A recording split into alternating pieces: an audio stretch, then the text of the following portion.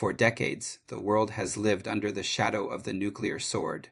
Two superpowers, the United States and Russia, held the power to end civilization, but they also held the keys to its survival through a fragile web of arms control treaties. Today, that web is fraying, and the last remaining thread is about to snap. The treaty is the New Strategic Arms Reduction Treaty, or New START. It is the final bilateral agreement limiting the deployed strategic nuclear arsenals of the two nations that possess nearly 90% of the world's nuclear weapons.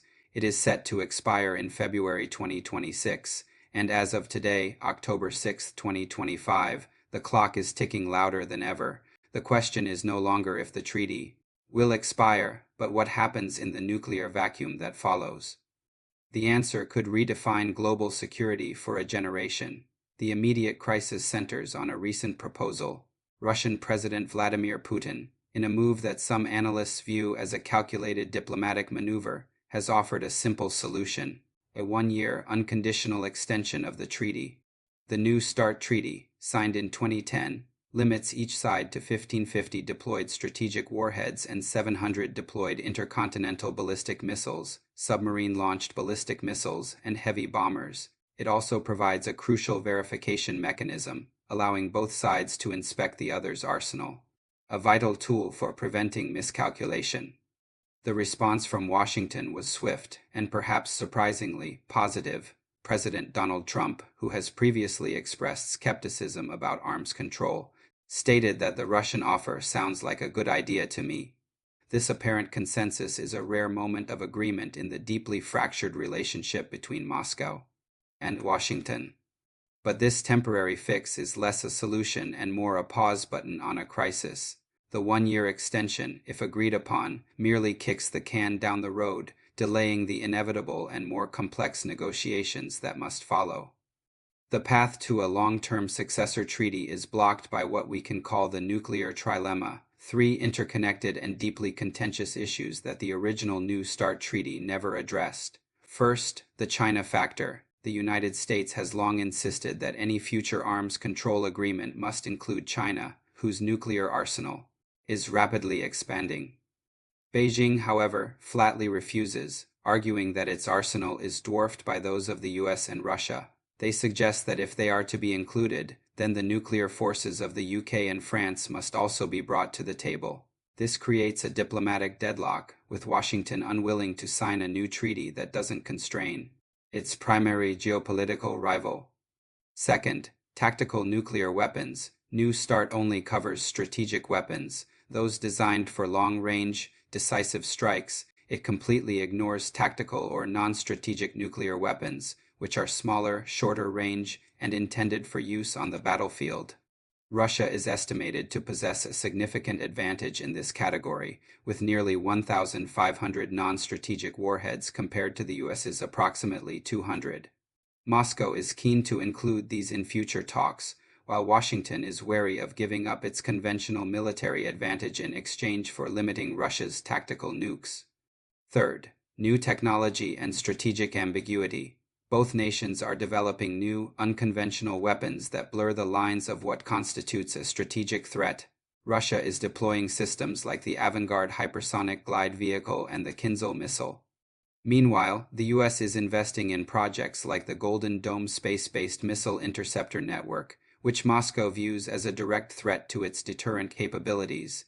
These new technologies introduce a dangerous element of strategic ambiguity, making it nearly impossible to define what a new treaty should even limit. If the one-year extension fails, or if a successor treaty is not in place by February 2026, the consequences will be immediate and severe. For the first time since 1972, there will be no legally binding limits on the world's two largest nuclear arsenals. The verification regime, the most critical element of the treaty, will vanish. This means no more on-site inspections, no more data exchanges, and no more transparency. The result is a return to the nuclear dark ages, a period of unconstrained buildup and profound uncertainty. Without verifiable data, each side will be forced to assume the worst about the other's capabilities, leading to a renewed, costly, and destabilizing arms race. This is not merely a diplomatic failure. It is a failure of global responsibility. The absence of a treaty will make the world a demonstrably more dangerous place, increasing the risk of accidental war through misinterpretation or fear. The current situation is a product of political calculation on both sides, driven by domestic and geopolitical pressures. For Russia, the one-year extension is a clear attempt to stabilize the strategic environment while simultaneously gaining a diplomatic win. It allows them to appear as the responsible party, willing to preserve global stability, while deflecting attention from the broader issues of tactical nuclear weapons and their own modernization efforts. For the United States, the decision to accept a short-term extension is a pragmatic one. It buys time to formulate a coherent, long-term strategy that addresses the complexities of China and tactical weapons, a strategy that the Trump administration has yet to fully articulate. However, this delay also risks giving the impression of weakness or indecision, which could be exploited by adversaries. The underlying issue is a fundamental shift in the global order. Arms control treaties were a product of the Cold War's bipolar world. They are struggling to survive in today's multipolar environment, where China's rise and the proliferation of new technologies demand a completely new framework. The old rules no longer apply, and the new ones have yet to be written. The one-year extension, if finalized, must be used as a bridge, not a destination. The international community, and particularly the US and Russia, must move beyond the current political posturing and begin serious, comprehensive negotiations. The future of arms control likely lies in a new, broader framework that is not limited to just two nations. This framework would need to be flexible enough to incorporate emerging nuclear powers and new technologies, while also addressing the destabilizing threat of tactical nuclear weapons. The challenge is immense, requiring a level of trust and cooperation that is currently absent, but the alternative, a world without nuclear guardrails, is simply too terrifying to contemplate. The New START Treaty is more than a piece of paper.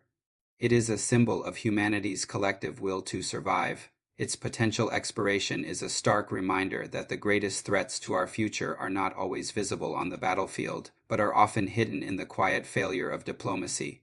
The leaders of the United States and Russia have a profound choice to make. To step back from the brink and build a new foundation for global security, or to allow the last pillar of nuclear stability to crumble, ushering in an era of unprecedented risk. The world is watching, and the nuclear clock is still ticking.